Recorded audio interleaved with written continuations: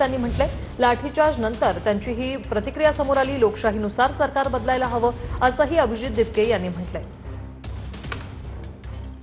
ज्यावेळेस हे आंदोलन झालं, धर्मेंद्र प्रधानांचा राजीनामा झाला, त्यावेळेस तुम्हाला एक आश्वासन सरकारने दिलं होतं की आम्ही जे आंदोलक आहेत त्यांच्यावर गुन्हे करणार नाही। आताची सध्याची स्थिती काय आहे? सध्याची स्थिती ही आहे की बऱ्याचशा राज्यात त्यांनी जे आम्हाला आश्वासन दिलं होतं ते पाळतायत, कारण की आम्ही म्हणलो होतं जर तुम्ही आश्वासन पाळणार नसाल तर आम्हाला परत रस्त्यावर उतरावं लागेल।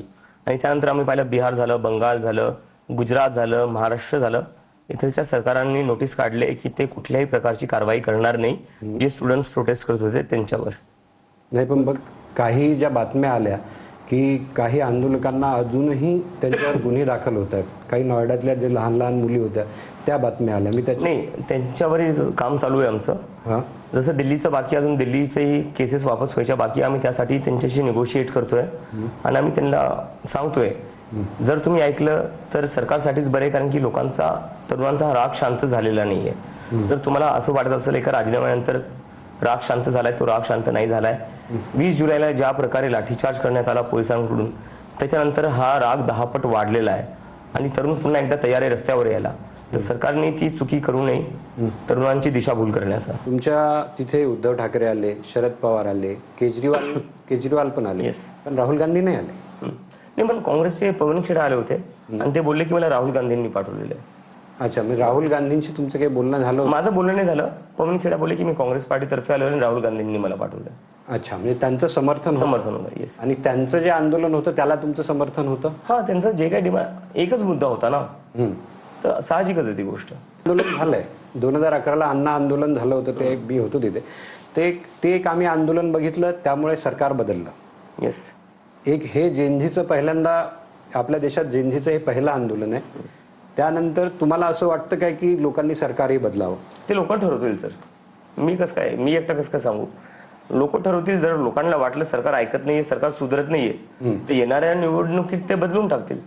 बघा कसं आहे, आणि सरकार बदलणं काही वाईट नाहीये। हा, एका लोकशाहीसाठी सरकार बदलत राहणं खूप गरजेचं आहे, कारण की जेव्हा एक सरकार खूप काळासाठी राहती तेव्हा ती सरकार अहंकारी होऊन जाते।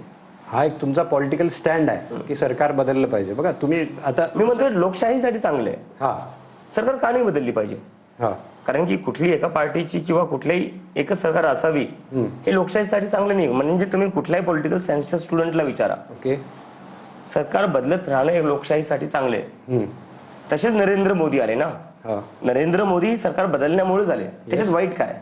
मुलांना घाबरवण्यासाठी त्यांना एक मेसेज द्यायचा होता की याच्या पुढे कोणाची हिंमत नाही झाली पाहिजे नरेंद्र मोदी किंवा बीजेपी सरकारच्या विरोधात प्रदर्शन करायची।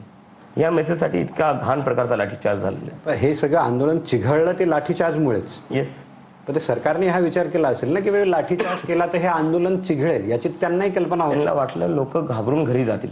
हा, त्यांना जे वाटलं लोक घाबरून घरी जातील, आंदोलन इथेच संपून जाईल, कारण की त्यांना वाटलं लहान पोरे लाठ्यांसमोर हे काही टिकणार नाही। पण हे चुकले ते इथे, त्या लाठीचार्जमुळे आमचं आंदोलन अजून मोठं झालं। पण असं तर नाही की सरकारला वाटलं की यामुळे अराजकता निर्माण होईल, संसदेत घुसले तर नेपाळ आणि बांगलादेश सारखं होईल? मला जे वाटतंय ना, 20 तारखेला आम्ही सिद्ध करून दाखवलेलं आहे की नेपाळ आणि बांगलादेश सारखं या देशात कधी होणार नाही। एवढी सगळी गर्दी आली होती सर, शक्य नव्हतं का? होतं शक्य, थांबलो ना मी। मला जिथं दिसलं पोलीस लाठीचार्ज करतीये आणि पब्लिक म्हणत होती आम्ही लाठ्या खाऊन पण आम्ही पुढे जाऊ, थांबलो मी। आता धर्मेंद्र प्रधान यांचा राजीनामा झाला, पण त्याच्यावर तुम्ही समाधानी आहे का? नाही, समाधानी तर आम्ही नाहीये त्यावर। राजीनामा एक सुरुवात होती अकाउंटेबिलिटी वापस आणण्यासाठी। त्याच्याने एक अकाउंटेबिलिटीचं जे कल्चर आहे आपल्या देशातून गायब झालं होतं। हे जे म्हणायचे हे सरकार में इस्तीफे नाही होते, ते अहंकाराने म्हणायचे। तो अहंकार काढणं गरजेचं होतं आणि अकाउंटेबिलिटी आणणं गरजेची होती। त्याची सुरुवात आम्ही केलेली आहे आणि आता सुरुवात झालेली आहे। आता अजून भरपूर गोष्टी आहेत ज्याच्यावर आम्ही काम करू हळूहळू।